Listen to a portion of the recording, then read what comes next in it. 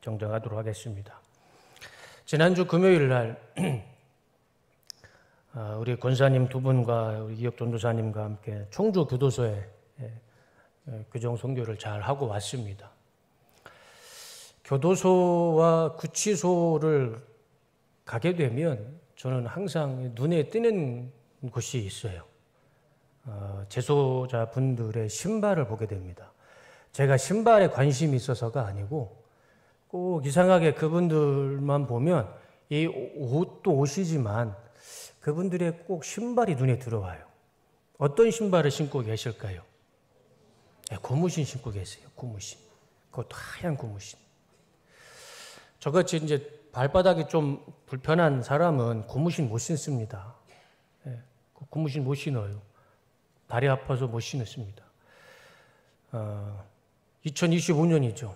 2025년에 여성분들이 누가 하얀 고무신을 신고 싶겠습니까? 자신의 의지와 상관없이 하얀 고무신을 신고 있는 모습을 보면 좀 안타깝다라는 생각이 들어요.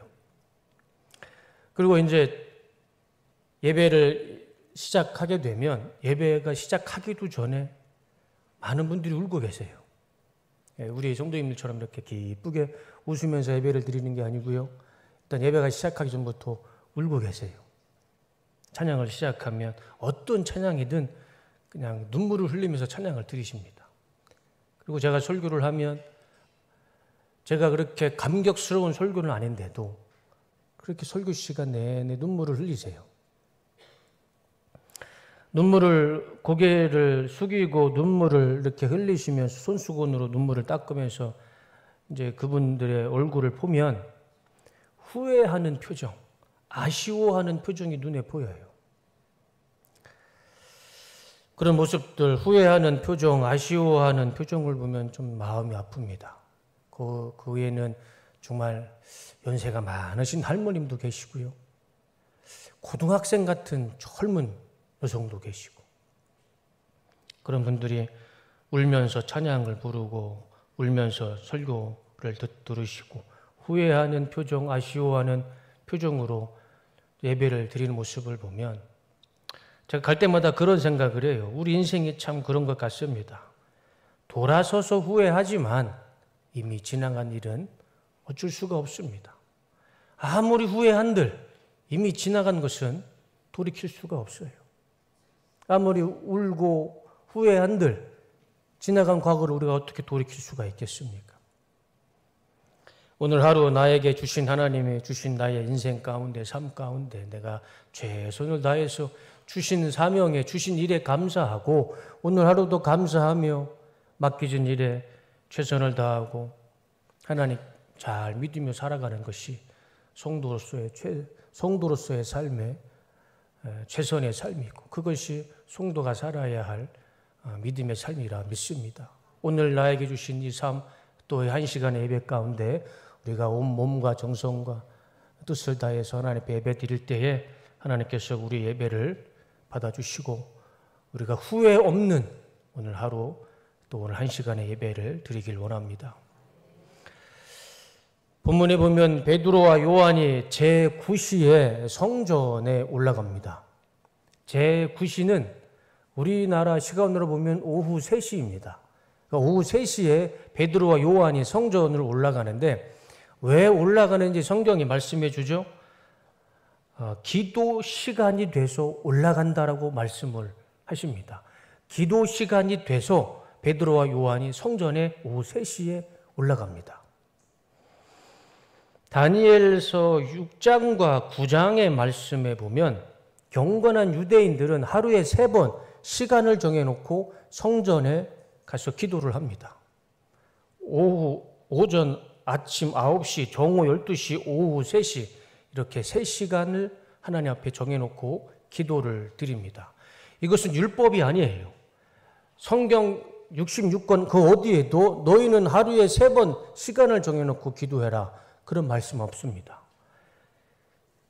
이 아침 9시, 정오 12시, 오후 3시는 유대인들이 자신들이 하나님 앞에 기도의 습관을 들이기 위해서 자신 스스로가 만들어 놓은 기도 시간입니다. 다니엘이 그렇게 3번을 기도했고 그것이 오늘 본문에 나오는 베드로와 요한도 자신들이 정해놓은 기도 시간을 맞춰서 성전에 기도하러 올라갔던 것입니다. 그 기도하는 습관이 어디로 흘러갔냐면 이슬람, 무슬림까지도 그것이 영향을 받게 됩니다. 그래서 무슬림들도요, 하루에 시간을 정해놓고 기도를 하는데 이 무슬림들은 3번이 아니라 5번을 기도를 합니다. 그들은 아침 9시가 아니라 새벽 5시부터 기도를 합니다. 새벽 5시, 오후 1시, 오후 3시, 6시, 저녁 7시 이렇게 5번을 기도를 합니다. 제가 참 특이한 경험을 했습니다. 제가 신학교를 졸업하기 전에 제가 이스라엘을 너무 가고 싶어서 그냥 무작정 이스라엘을 가방 하나 메고 갔습니다.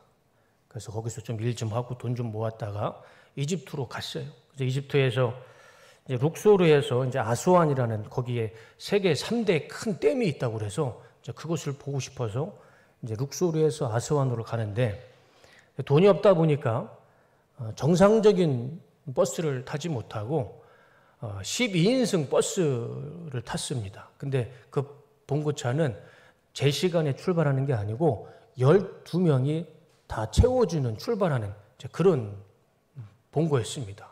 그래서 12명이 다 채워주고 이제 버스가 이제 출발을 했는데 한참을 불편하게 가는데 고속도로 한가운데 이 봉고차가 쓰는 겁니다. 그래서 저는 휴게소에 쓴 줄 알았어요. 근데 내려보니까 아무것도 없는 거예요. 그냥 허허벌판이에요. 이집트 아시죠? 그냥 광야입니다. 광야.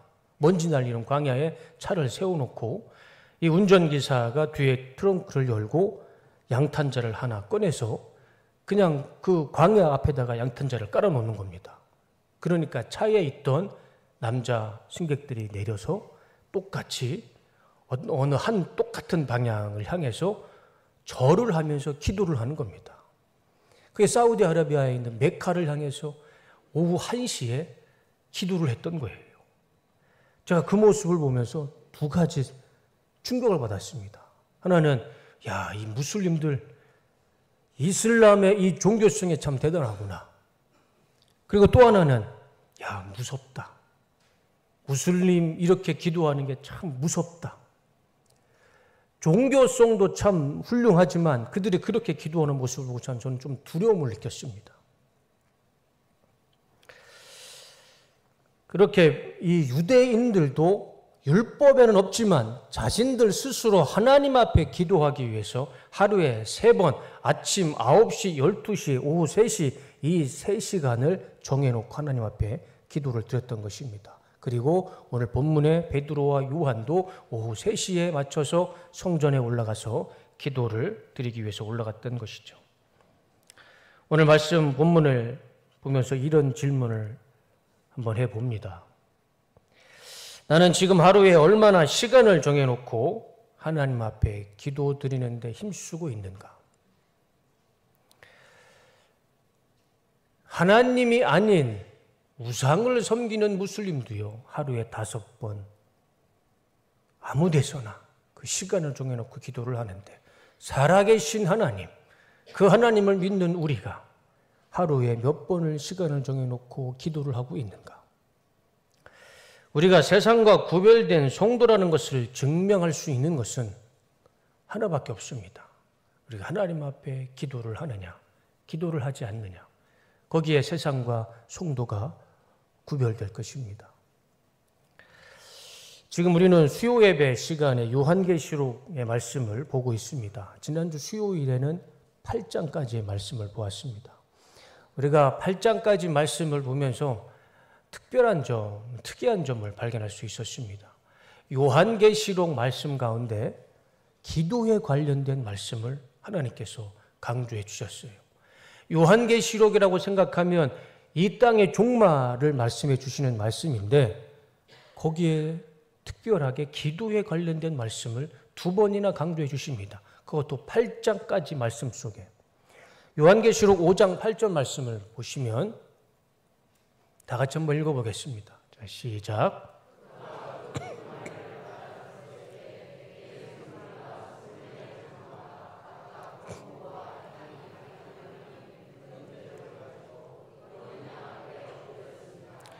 그 향은 곧 성도들의 기도입니다. 하나님 앞에 금대접이 있는데 그 금대접 안에 무엇이 있냐면 향이 있었어요. 근데 그 향이 무엇이냐면 성도의 기도였습니다. 한 번이면 우리가 그냥 쉽게 넘어갔을 텐데 8장 3절과 4절에 또 한 번 반복해서 말씀하십니다. 또 다른 전사가 와서 금향로를 들고 제단에 섰습니다. 그는 모든 성도의 기도에 향을 더해서 보좌 앞 금제단에 드리려고 많은 향을 받았습니다. 그래서 향의 연기가 성도들의 기도와 함께 천사의 손으로부터 하나님 앞으로 올라갔습니다. 요한계시록에 내려주세요. 특별하게 기도에 관련된 말씀이 나오는데 그 기도가요, 성도의 기도, 그것이 하나님 앞에 향기로 올려진다는 것을 말씀해 주고 있습니다. 성도의 기도는 땅에 떨어지지 않습니다. 성도의 기도는 절대 하나님 앞에 소멸되지 않습니다. 성도가 기도할 때 그 기도는 하나님 앞에 향기로 채워지는 것이고 하나님이 그 기도의 향을 흠량하시고 하나님이 영광 받으시고 그 향기가 채워지면 하나님의 시간에 하나님의 때에 하나님의 방법으로 응답하시고 역사하는 줄로 믿습니다. 예수님도 이렇게 말씀하셨습니다. 마태복음 21장 22절 너희가 기도할 때에 무엇이든지 믿고 구하는 것은 다 받으리라 하시니라. 기도할 때요, 믿고 구하는 것은 일단 받은 것으로 알아라. 마가복음 11장 24절 그러므로 내가 너희에게 말하노니 무엇이든지 기도하고 구하는 것은 받은 줄로 믿어라. 기도하면 받은 것으로 믿어라. 예수님께서 말씀해 주셨잖아요. 우리 예수님이 왜 저렇게 말씀하셨을까요?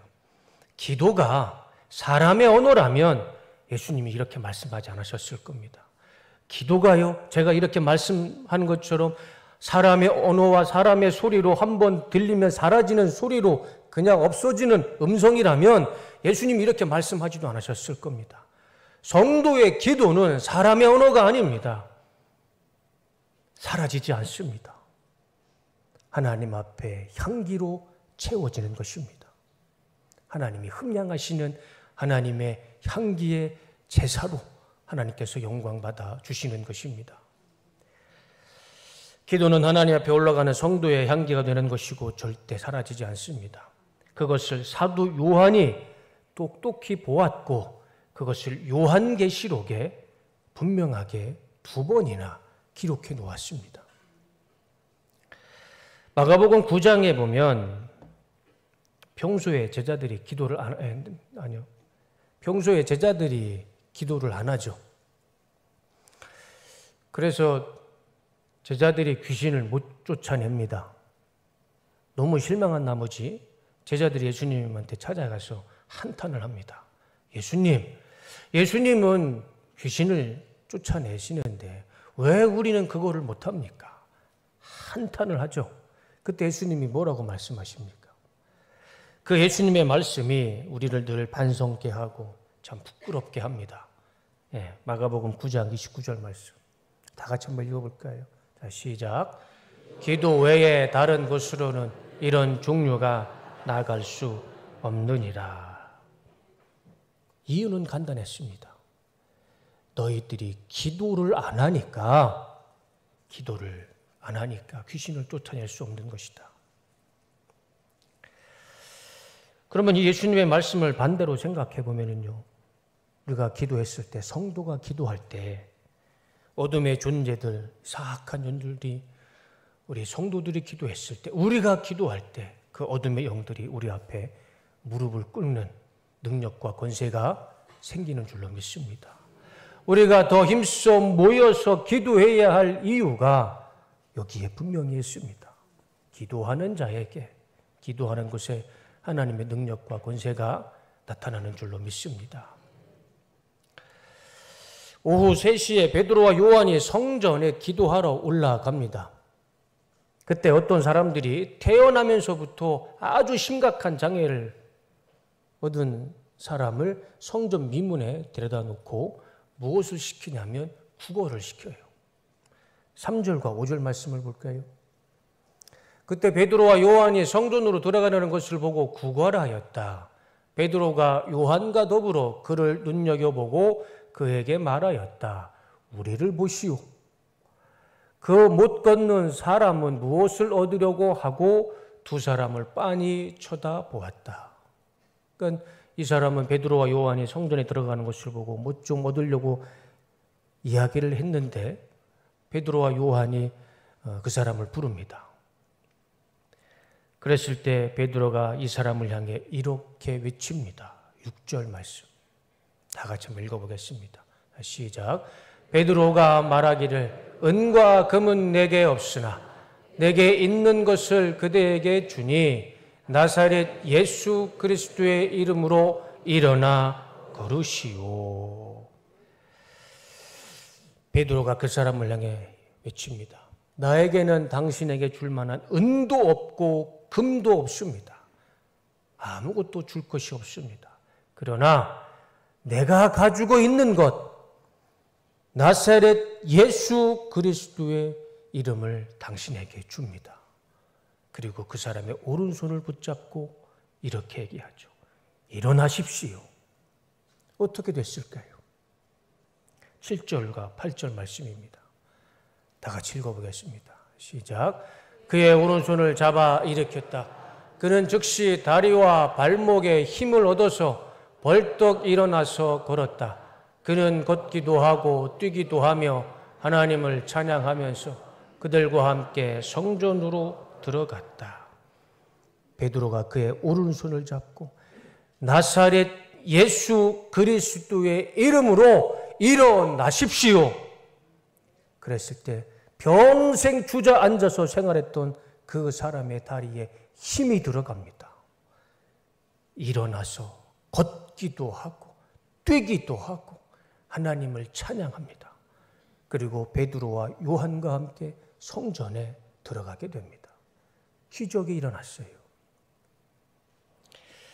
베드로는 이 사람을 도와줄 만한 금도 없었습니다. 은도 없었어요. 아무것도 도와줄 만한 게 없었습니다. 그러나 베드로는 금으로도 은으로도 해결해 줄 수 없었던 더 본질적인 것으로 이 사람 인생 가운데 해결할 수 없는 그 문제를 해결해 주었습니다. 그것이 무엇일까요?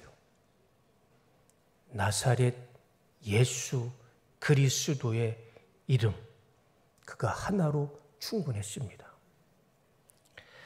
금으로도 은으로도 해결할 수 없었던 것을 예수 이름의 권세로 이 사람의 불가능한 인생의 문제를 그 한순간에 다 해결해 주었던 것입니다.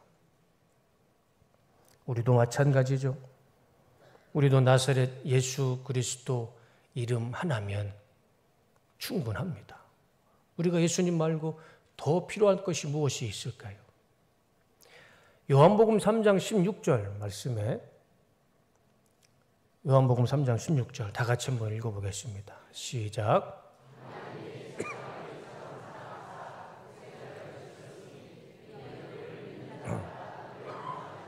영생을 얻게 하려 하심이라.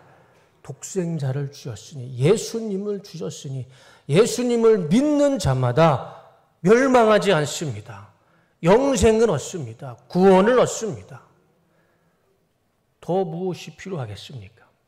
우리가 멸망치 않고 영생을 얻고 구원을 얻을 수 있는 것, 오직 나사렛 예수 그리스도의 이름밖에는 없습니다. 요한복음 14장 6절 말씀에 다 같이 읽어보겠습니다. 시작. 예수께서 이르시되 내가 곧 길이요 진리요 생명이니 나로 말미암지 않고는 아버지께로 올 자가 없느니라. 예수님이 내 삶의, 내 모든 삶의 길이 되시고 진리가 되시고 생명이 되십니다. 그리고 예수님으로 우리는 하나님께 갈 수가 있습니다. 모든 것이 예수님께 다 있습니다. 우리가 예수님 말고 더 필요한 게 뭐가 있을까요? 우리가 예수님 말고 구할 것이 또 뭐가 있을까요? 오늘 말씀해 보니까요. 평생에 해결할 수 없는 것.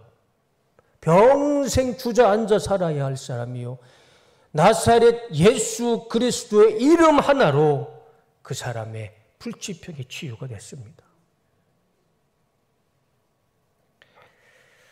우리도 예수님 말고 더 필요한 것이 없습니다. 우리도 예수님 이름 하나면 충분합니다. 지난주에 우리 모두가 사랑했던 우리 김윤희 권사님이 하나님의 부르심을 입고 천국에 입성하셨습니다. 제가 작년 3월에 교회에 부임을 하고 우리 권사님과 오랜 시간 교제는 못했죠. 전 사실 우리 김윤희 권사님의 삶을 잘 모릅니다. 그렇지만 우리 권사님과 여러 번 대화를 통해서 또 우리 옆에서 우리 권사님의 신실한 모습을 보면서 제가 그런 생각을 했어요. 우리 권사님 예수님으로 충만한 삶을 사셨구나. 아마 이 생각은 우리 뚝섬교회 성도님들은 다 공감하실 마음이실 겁니다.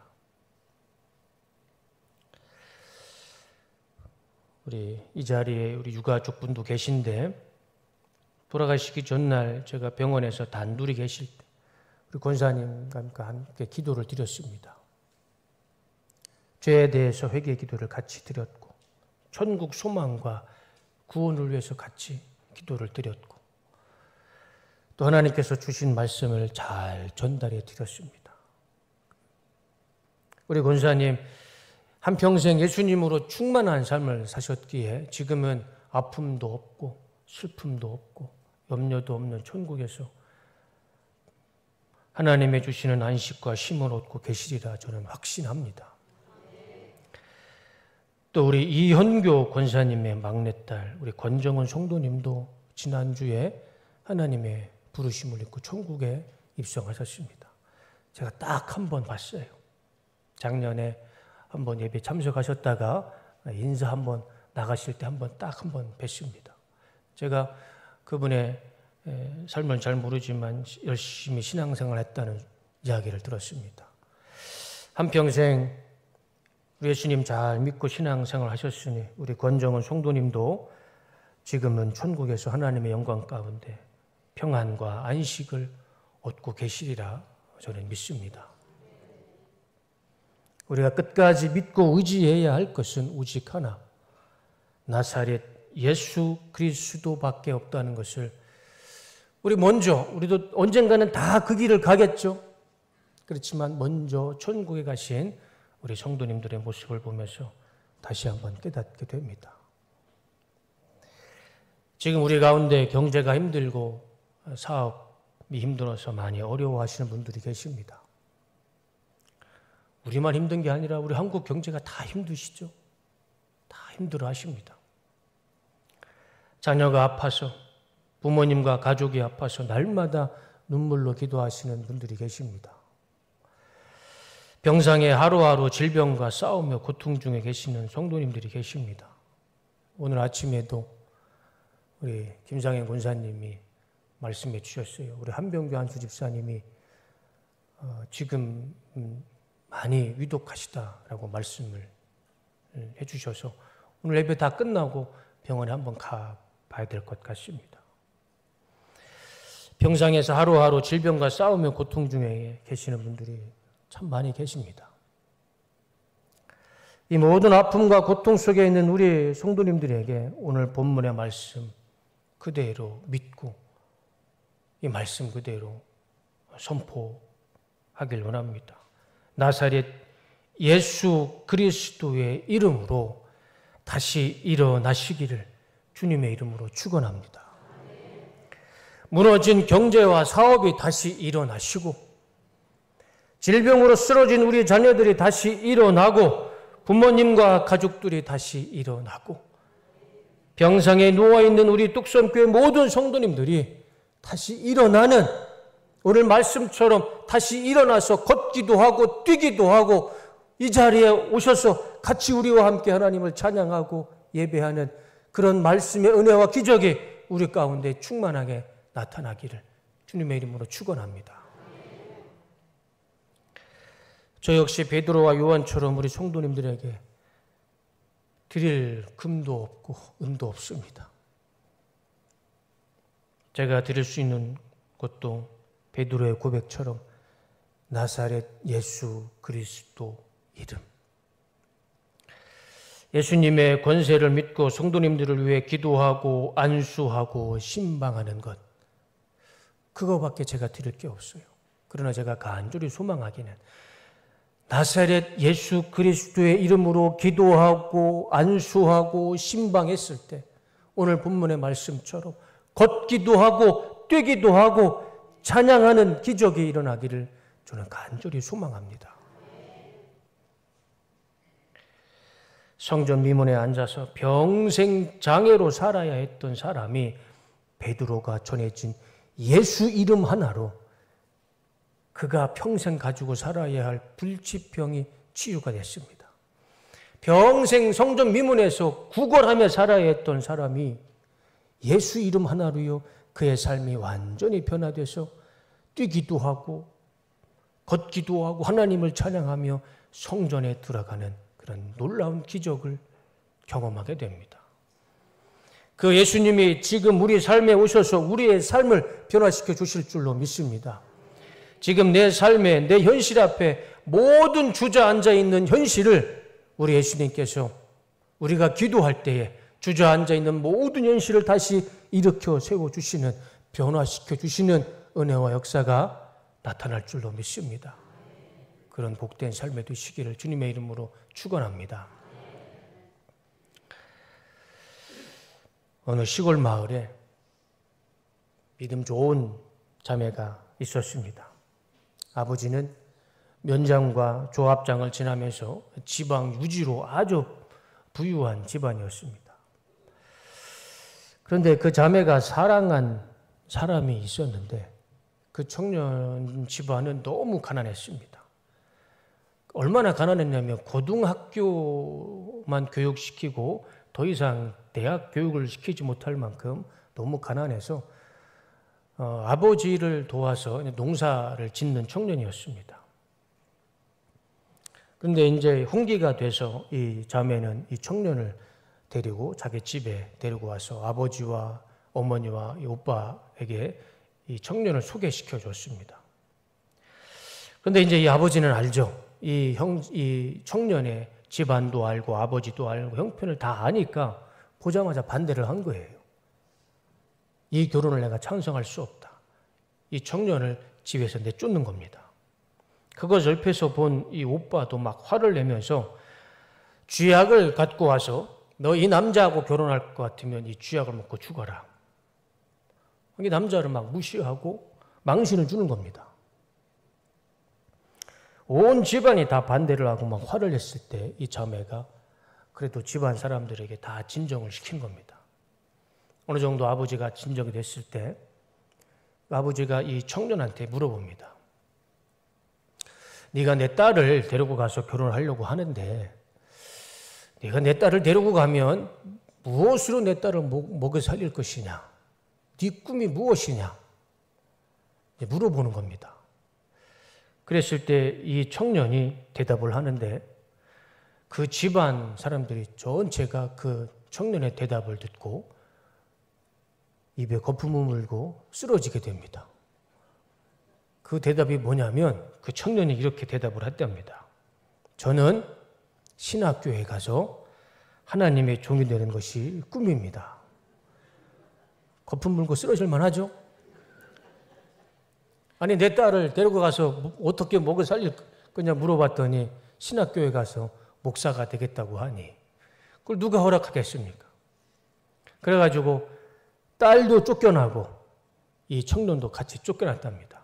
그래서 이 두 사람이 어디로 가냐면 그 길로 교회에 가서 하나님 앞에 금식하며 기도하기 시작합니다. 하나님, 우리 아버지, 우리 어머니, 우리 가족 마음을 변화시켜 주시고 예수님 믿게 해 주시옵소서. 다른 것, 자신들의 결혼을 위해서 기도하는 것이 아니라 가족들의 구원을 놓고 기도하기 시작합니다. 그렇게 계속 1년을 넘게 기도를 하면서 그 가족들의 마음이 조금씩 변하다가 결국에는 그렇게 반대하던 그 모든 가족들이 마음을 열고 예수님께 돌아와서 온 가족이 예수님을 믿고 예배를 드리는 그런 가족이 되고, 이 두 사람이 그렇게 반대했던 그 가족들이 축복 속에서 결혼을 하게 됩니다. 그래서 쥐약 먹고 죽어라 라고 했던 오빠는 나중에 목포에서 담임 목사가 됐고, 신학교에 가는 것이 꿈입니다 라고 처갓집 식구들을 거품 물게 했던 이 청년은 여수에 있는 음파교회 담임 목사가 됩니다. 사도행전 16장 31절에 이런 말씀이 있죠.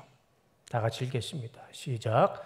주 예수를 믿으라. 그리하면 너와 내 집이 구원을 받으리라. 예수님 한 명이면, 예수님 한 분이면 내 삶도 바뀌고 구원받지만 우리의 가정도, 우리의 가족도 변하고 구원받게 됩니다. 저희 집안 이제 아시죠? 제가 여러 번 말씀드렸습니다. 저희 집안은 이성계 할아버지와 정종 할아버지만 믿었던 집안이었습니다. 지금도 저희 아버지 방에 들어가면 이성계 할아버지 사진이 있어요. 아직도 미련을 버리지 못하셨습니다. 그런 집안에 저희 할머님이 예수님을 믿고 나서 저희 집안의 전통이 바뀌었습니다. 저희 할머님을 시작으로 4대째 우리 아들, 저와 똑같이 생긴 아들 보시죠? 4대째 예수님을 믿습니다. 한 사람도 빠짐없이 다 예수님을 믿게 됐어요. 이걸 어떻게 설명하겠습니까? 주 예수를 믿으라. 그리하면 너와 나도 구원받지만 우리의 가정이 구원받는 그런 놀라운 기적이 나타나는 것입니다. 예수님 한 분이면 충분합니다. 나사렛 예수 그리스도의 이름 하나면 내 인생도 변화받고 우리의 가정도, 우리의 가족도 구원받고 기적 가운데 살아가는 그런 놀라운 은혜가 나타날 줄로 믿습니다. 우리 복음성가 가운데 이런 찬양이 있죠. 한번 보여주시겠어요?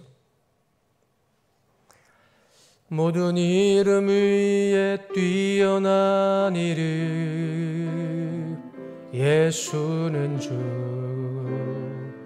예수는 주. 모든 무릎 꿇고 경배를 드리세 예수는 만유의 주님. 예수는 주, 예수는 주. 온 천하 만물 우러러 그 보좌 영광을 돌리세 예수, 예수, 예수는 주.